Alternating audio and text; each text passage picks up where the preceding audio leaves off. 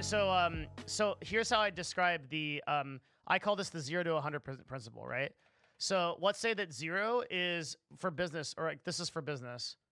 So 0 is like you have an idea in your basement, and 100 is like you're literally Microsoft, right? So like the most profitable company on earth. So the question is, where do you fall in this spectrum? So I'd say everybody has like some 20 to 30% spectrum. So for example, let's say that you're 0 to 10. Okay, well then you're probably a small business guy, meaning you can come up with an idea, but at 10%, which is like, so actually a good example is like 0 to 10s are all like, do you guys ever meet like a service person? Like an electrician or like a person that like fixes your sink or a plumber or something like that. Most of these guys are 0 to 10 people. They have an idea to start a business, but they don't know how to hire somebody. So their business never goes beyond this. Sometimes though, you'll see a company like Roto-Rooter. Roto-Rooter is like a 50 to 60 company. It has a ton of employees all across the nation. And that was just started by a bunch of plumbers. A 0 to 20 person is like a small business with a small team. So maybe this is like 2 to 3 people and you're like an entrepreneur, but you don't know how to grow past that. So what I am is I would say I'm like a 15 to 40 to 50% person. Okay, I think 50% is like really generous, which means that once we have an established idea and a small team working on it, I can take that company to sellable value. Would a general streamer be 0 to 10? Yes, they would be. So I can take a company that has kind of like a good idea and a decent team that's kind of milling around, and I can sell it. Right? At Dignitas, that's what we were. We were like a small team, and then like we went to become a big thing. At CLG, we were like 2 employees. I came in and we sold it to Madison Square Garden, right? That's what I'm good at. If you put me in like a 50 to 100, anywhere in that range, I'm fucked, because I'm like at that point, the corporate structure is too big and too bureaucratic, and I feel like I can't move and I do a poor job. Also, if you put me in the 0 to 10 and you say sit in a room and come up with an idea, I probably can't do that either. So like everyone has like some kind of like percentage of like where they fall in this spectrum. Almost no one that I've ever met is 0 to 100, right? Meaning you can start a business from literally an idea in your basement, and you can bring it to one of the most profitable companies on earth. So for example, that would be like Jeff Bezos, who literally started Amazon, and he woke up in his living room, built it, and then he's now like one of the most popular people on earth, right? Richard Branson is another one of these who's done this like several times. And like, I don't think that Zuckerberg would be that person, because after like 70 to 80%, he didn't run it. It's literally like 1 to 5 people in the world that maybe are able to do this. It's actually insanely rare. Let's see. Bill Gates was another 0 to 100 person. Elon is a tough one. Let me think about that for a minute. No, I don't think Elon is a 0 to 100 guy. Elon is like a 0 to 60 or 0 to 70 guy. But like that doesn't take away from his like, yeah, 7. I don't want to take away from it. Like 70 is freaking incredible. So Elon hasn't run a business that's Microsoft level, right? Like Elon doesn't have an 100 business. Tesla is definitely not a 100 business. Tesla's like a 60, 70 business. And I'd say like SpaceX is like so like Elon's like a 0 to like 70 person. But Elon can take an idea that he had in his basement and then make it into something, which is really impressive, right? And he can IPO it. I'd say like 50% is like sellable IPO area. So that's how I like to think of things. And so this is a really good test that you can run on yourself to be like, well, where ought I end up in like the corporate structure or whatever? You might be like a 60 to 100 guy, and you might be like, well, I belong in like a bigger structure, and like I should work for a company like Amazon. Like Ethan, for example, Ethan is like a 50 to 100 guy.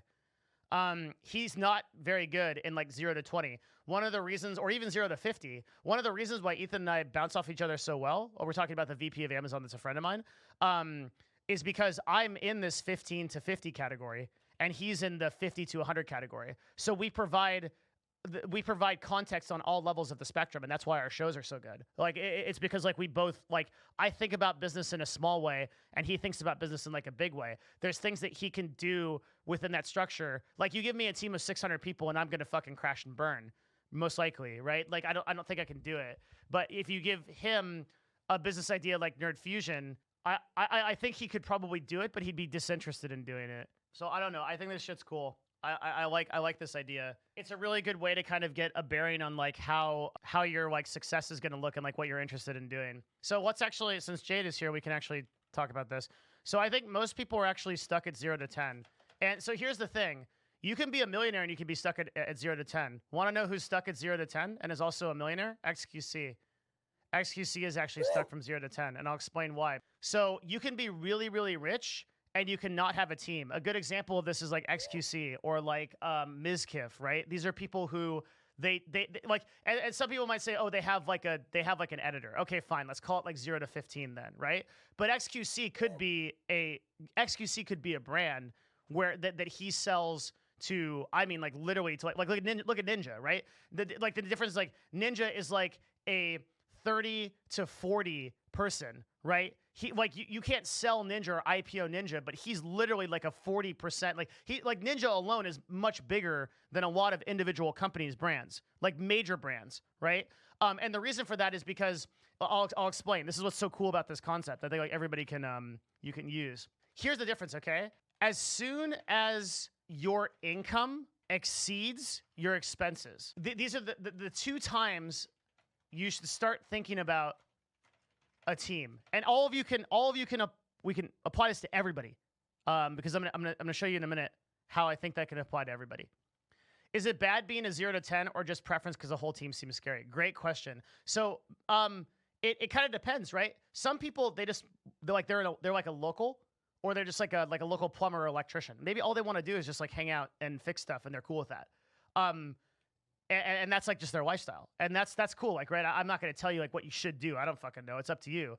But I'm gonna show you how you can do a lot more if you want to, right? So the two times you think about taking a team, I think as soon as your income starts exceeding your expenses, and you have let's say 6 months of savings, or number two, and this is actually I think more important, as soon as you're legitimately working more than 50 hours a week. I think these are the two times that you should start thinking about building a team. And so XQC, for example, right? XQC's expenses are probably, I would think, I mean, he's probably bad with money. So probably like, let's just say it's 100K a year. Okay. Well, XQC easily clears 700 to 900 a year, right? Actually more than that. So let's say that XQC is safely making 10 times what his expenses are. Right. He has no expenses because he doesn't pay his bills. Yeah, exactly. But we'll just say his expenses are 100K a year. Okay. And that's probably high end. And 1 million is low end for what he earns per year. So he has $900,000 he's not doing anything with, right? Now what he's probably doing is putting that into a bank account. I probably use XQC. I dog on XQC too often. I should probably use another streamer. Let's start dogging on Mizkif. Okay, let's do that. So Mizkif probably earns $700,000 to like $900,000, like per year, and his expenses are probably like $100,000, right? But Mizkif, so what are the kind of things that Mizkif could hire? Well, right now we literally think if you have an editor, that means that you're a good broadcaster. Well, what about comedy writers, right? He's always complaining all the time that he doesn't have content and he has to stare at a wall for 8 hours. What if you hired somebody to put ideas forth, right? What if you gave somebody $75 to $100 every time and they came up with a good stream idea? It'd be worth the money for you, right? Because how much money is Mizkif going to earn on a new idea?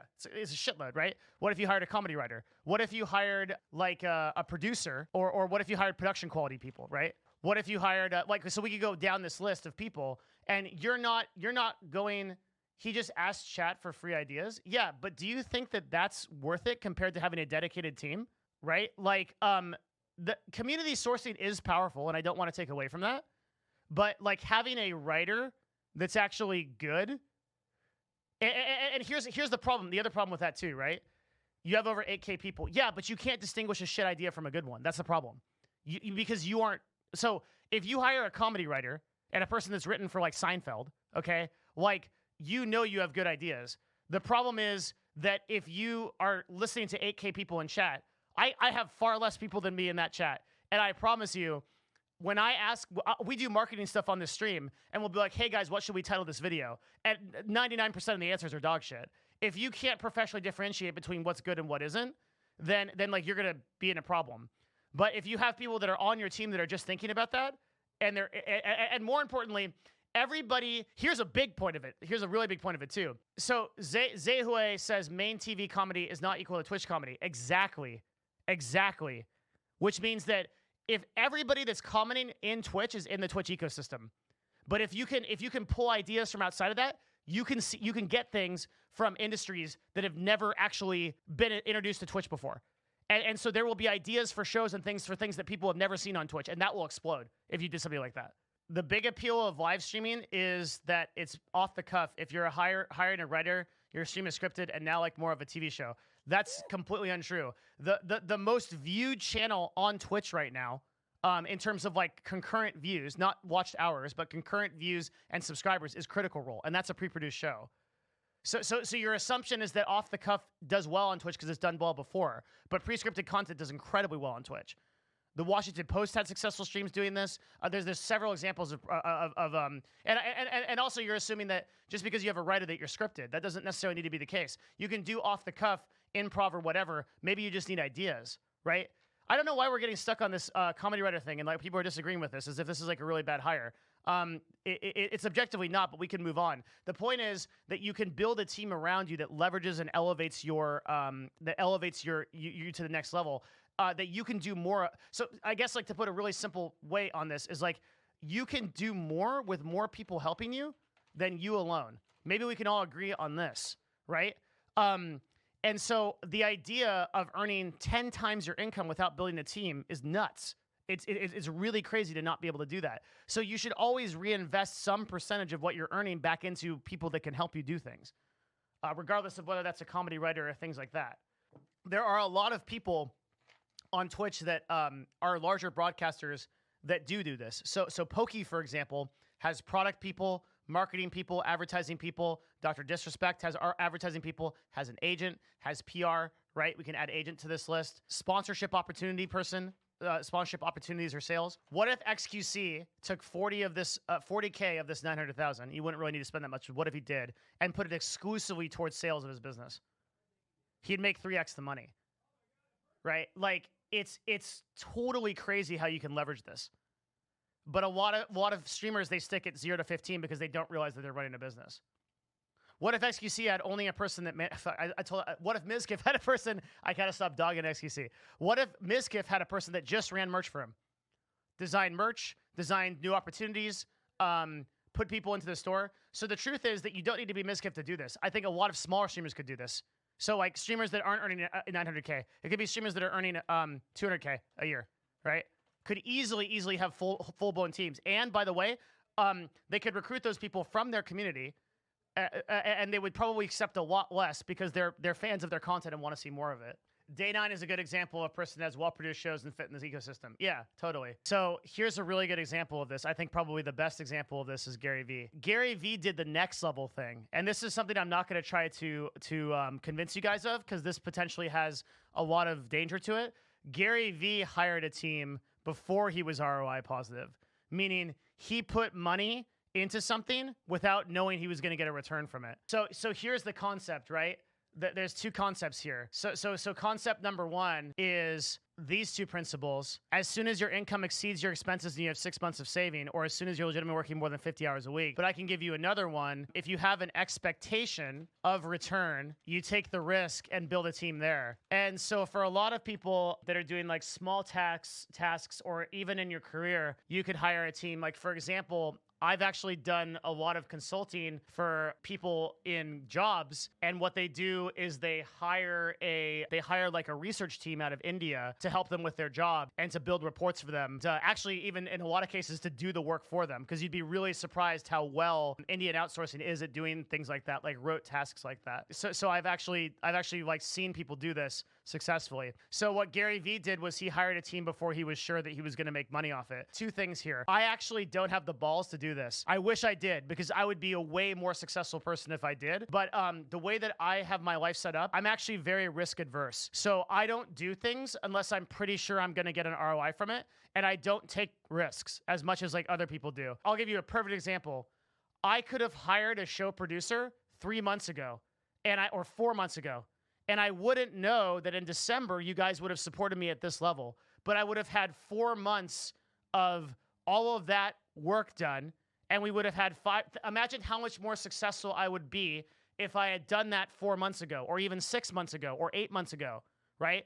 But because I wasn't sure that my income was going to increase over my expenses, I didn't pull the trigger until I saw the support physically, right? That's not good. I could have had 6 more months of progress with another person on my team, and I would have been way better at it. So that's a good example, right? So if you can do this, but this is only for the brave. For the rest of us, mere mortals, there's some way that having people on your team can help you. There's numerous ways. Like maybe you just get a bookkeeper, right? And like if you earn over like $100K a year, you probably want a bookkeeper. You probably want to understand where your finances are going, where your subscription income is going. You probably want to like, and like maybe you don't want to spend the time to do that on like mint.com, for example, or something like that. You want to understand where your money's going, right? These are all, everybody can benefit from having a team. Yeah. So Trace says the idea between these teams is to make more money. And if you're good enough with more money, could this not work in the 70 to 100K range? Absolutely. Yeah. So like, even in the 50 to 70K range a year, I think you can use teams to benefit you. A really good example of this is I had a dude that was working in corporate America, and his job was to be a project manager at a company.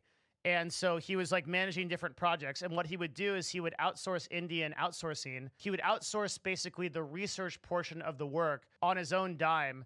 He would pay like $15 to $20 per project. He would get like 5 to 10 pages of well-researched stuff from Indian outsourcing, and he would include it in like his work with like bosses and stuff like that. And it elevated his career so much for doing like no work. It was like really impressive how much it did it. And it was like very little for him to do it. So we tend to think of like people that own teams as like just business owners, but everybody can. Yeah. Employees send their own jobs to China and surf the web. Yeah, this is like real stuff and get paid for it. So what Gary will do is and to some extent this is because of scale, right? But it's just to sort of echo like another thing. Gary probably spent like, I don't know, maybe I would guess like getting established on TikTok, like maybe he spent, I'd say like 10 to 15K, probably more, to get established on TikTok. But he did it with absolutely no guarantee of success. The willingness to be able to invest back in your company or back in your team is what keeps people hungry.